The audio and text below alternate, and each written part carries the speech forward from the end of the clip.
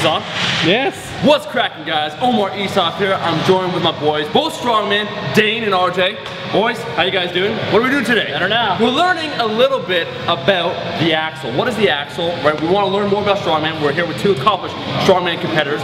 What is the axle? Like, just give me the rundown. The axle is a fat bar, usually either 2 or 3 inches in diameter, so it's a hell of a lot harder to hang on to, and you can use it in a variety of ways in the gym, and it's always a part of the strongman contest. How fucking tall are you, RJ? I'm 6'6". Just so you know, he's making us look small, okay? We actually got muscle. He needs to share.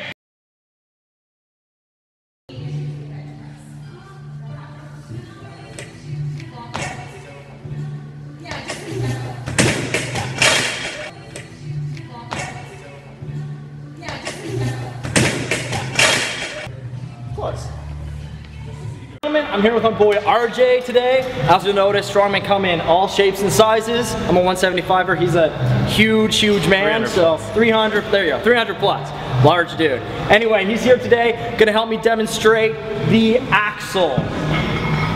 The axle, which is, you know, we've already done an intro to strongman video. We want to show the axle because it's a good segue into something anybody can do in basically any gym.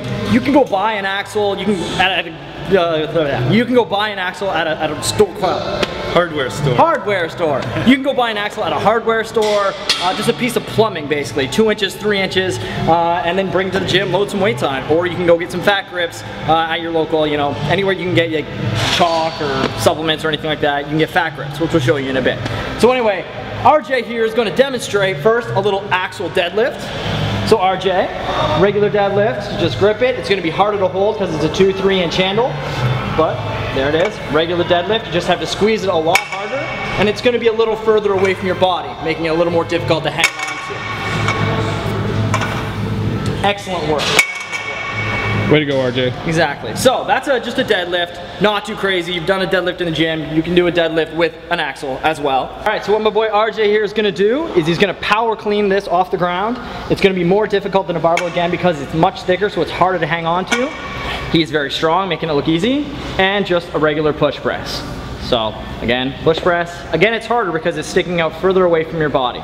So if you're using, you know, 135 pounds in the gym, you're not going to be able to do 135 pounds with an axle because it is going to feel heavier because of the girth of the bar. Again, he's a giant. He makes it look easy. So anyway, that was just RJ demonstrating a few of the things you can do with a fat bar in the gym. You can do more things. For example, you could do a front squat or a back squat with it to kind of mimic a yoke, for example. But you don't, again, you don't have to be going into a strongman contest to reap the benefits of using a fat bar.